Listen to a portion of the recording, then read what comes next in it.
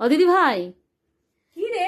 বলছি যে এই বাজার থেকে যে সবজিগুলো নিয়ে এলাম সেগুলো একটুখানি দেখাবে না বন্ধুদেরকে? অবশ্যই দেখাবো, আমরা বাজার করেছি আর বন্ধুদের দেখাবো না, এটা কি হতে পারে?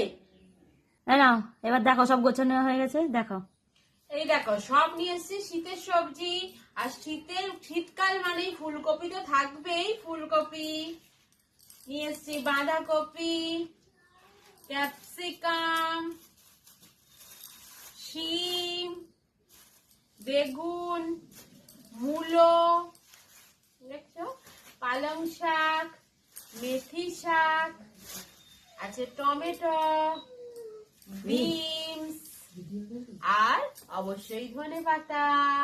এই হচ্ছে আমাদের আজকের বাজার। তোমাদেরকে আরেকবার ভালো করে দেখিয়ে দিই।